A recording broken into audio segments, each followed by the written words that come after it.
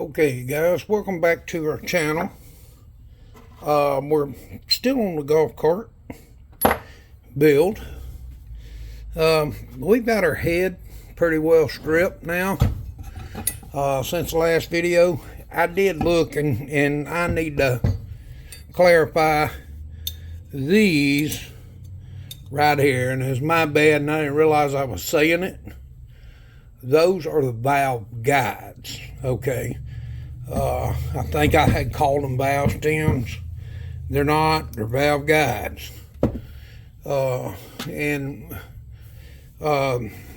This is your valve stem.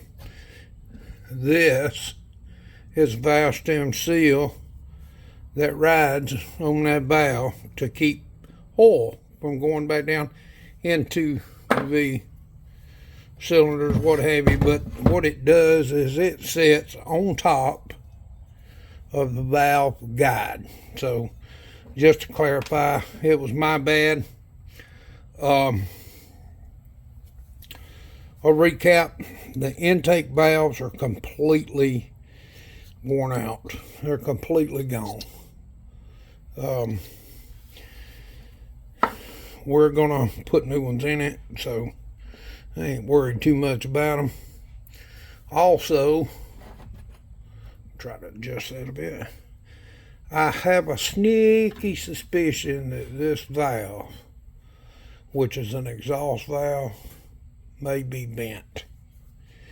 Now, it don't appear to be, it just appears to me that it is. But the reason why I say it is even in the cylinder, I don't know whether I can hold this up here and show it. It appears to be high on that one side. It don't look like it's rising up, and it could just be me. It's misleading a lot of times when you get old dirty valves and whatnot. The process now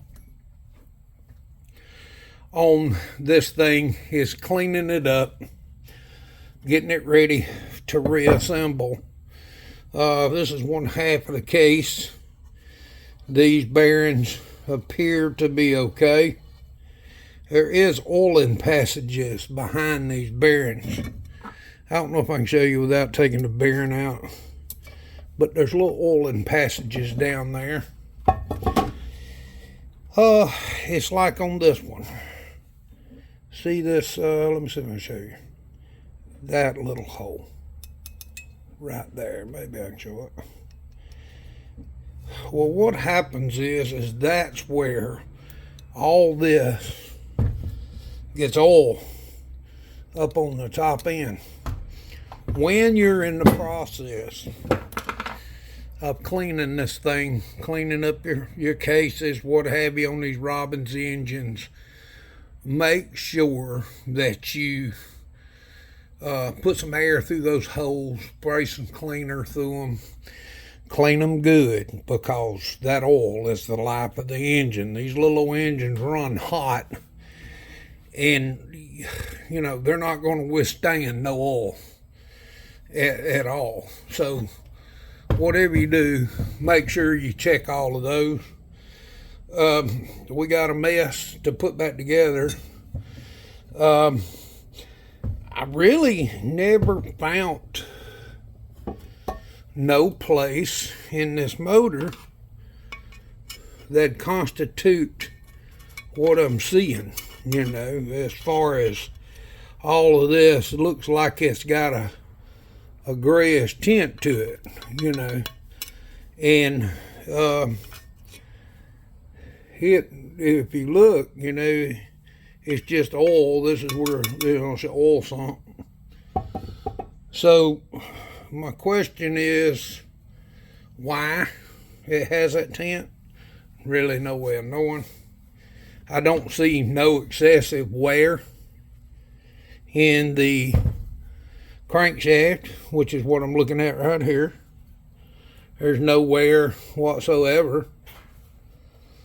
All the bearings feel good and look good. All the tolerances check out. So with that being said, we're gonna let it ride at that, I guess. The process now is getting the kit ordered and getting it cleaned up, and then we'll start reassembling. When the kit comes in, I'll gladly show everybody. I'm going to be doing some work on the cylinder head. I want to clean up some of this stuff in here once I get this clean. A little rough inside of the, you can see, of course, a lot of that'll come out. It's old oil. And I'm going to clean up some of these exhaust ports, so on and so forth. The intake port, thinking about smoothing it up just a wee bit. And not really looking to turn it into a hot rod, but would like for it to have a little bit more pep. And we'll break it down and get it cleaned up. That's where we're at. I'm looking into a new breather. This is the crankcase breather. It makes no sense as to how that, I think it's supposed to build up pressure and blow it off, but I don't really know about that. I haven't studied that much on it, but I'm going to, just so I can let everybody know.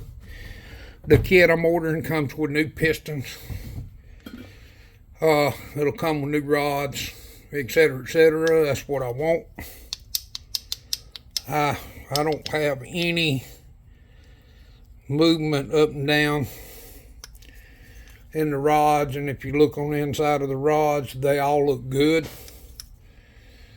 Some of that gray in the bottom could be the rod, because that is the bearing. You know, the rod is the bearing, so could be wore a little.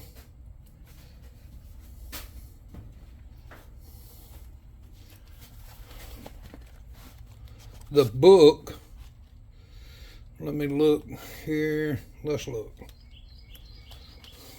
together.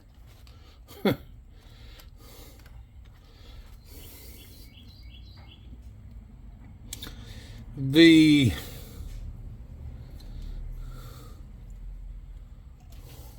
thing is an awesome book, by the way.